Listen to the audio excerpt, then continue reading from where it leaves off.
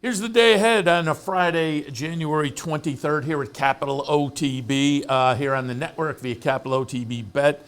We'll have some coverage of Aqueduct, Gulfstream, Tampa, live vicariously through the two Florida tracks because it is cold here in upstate New York, and it's only going to get more brutal over the weekend. So Gulfstream, Tampa, some Fairgrounds, some Santa Anita. A little bit later on the sulky side of things, Meadowlands, Mohawk, Yonkers, Western Fair. Don't forget tomorrow, Pegasus Day at Gulfstream. There's a mandatory pay in the rainbow. Typically, they do that the day after the big days, so you would typically think it's coming Sunday, but they're going to tie it into Pegasus Day. Mandatory rainbow tomorrow at Gulfstream. Keep that in mind. With the impending crazy weather in the big swath of the country, Turfway is canceled today and tomorrow. I think part of that is just the cold temperatures, but a lot of folks are expecting snow and ice. Oaklawn, with their new break in January, timed that just right because they're going to get hit down there in Arkansas, certainly, and I think probably in the Hot Springs area there will be some ice. But snow is coming to New York City, the New York City area on Sunday, and so Aqueduct has already canceled Sunday, moved their card to Wednesday. So today and tomorrow in New York, looks like we're good to go, but with the expected snow on Sunday, Aqueduct will not be running Sunday. They'll move that to Wednesday.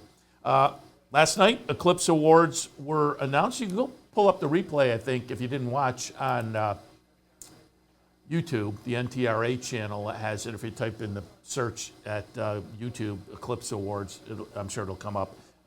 No real surprises. And I say you can go watch. It is an awards show that is not spectacularly entertaining necessarily, but if you're a horse racing fan, it's enjoyable to see how it shook out. And again, there were some categories that were maybe a little bit contentious. That said, there was one clean sweep. That was 3-year-old male Sovereignty took all the first place votes. Other than that, there were no others that. There were others that probably should have been clean sweep. Ted Noffey, I would think, but Ted Noffey, close to a clean sweep. Further Ado got a vote, and Gastad got a vote in the 2-year-old male category. So that was a little bit of a head scratcher, I suppose. Some of the categories that to me were interesting. Bookham Dano wins the sprint. Ben Tornado with the slim schedule and looked great, obviously, in the Breeders' Cup. But Bookham Dano, with that Saratoga season he winds up getting the male sprinter. Jockey was interesting with Irad and Flavian, but Flavian got it done. And when the votes were put out, it was actually Flavian proud 152 first place votes, Irad 52, John Velasquez 6 in that category. So it was a pretty clear win for vote-wise for Flavian Prat. Bill Mott was trainer of the year. He had 85 votes, Brad Cox 50, Chad Brown 40, Todd Pletcher 21. These are first place votes.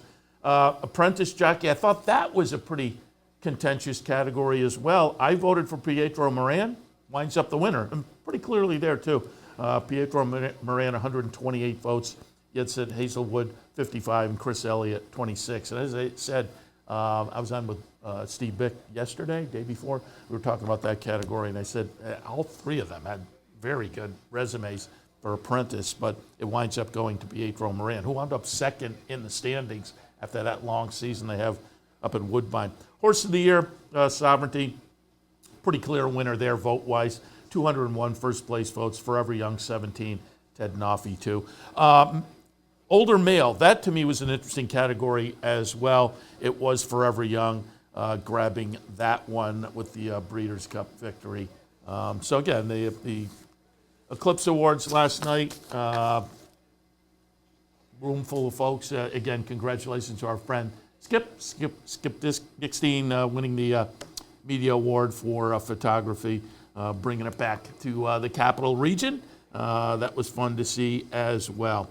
All right, that kind of catches you up with some of the things, but before I wrap up, I just will tell you the promotions that are coming up today, Friday, here at Capital OTB. Bounty Bet returns. It's the late pick 5 at Gulfstream. Just play with your Capital OTB bet account. You're in for a shot at the bounty.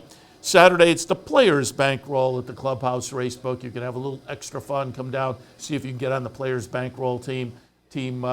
Each a member of the team gets a race to play, a little money, and then the winnings are split up at the end. That's fun. That's tomorrow, Saturday, Clubhouse Racebook, 711 Central Avenue in Albany, and that's the same spot. You can catch a little NFL final round playoff action. Let's see who goes to the Super Bowl after tomorrow, and I think the early game is at 3:30, so you can catch a little bit of that right here at the Racebook as well. All right, that'll wrap it up, setting you up for the day and the weekend ahead here at Capital OTB.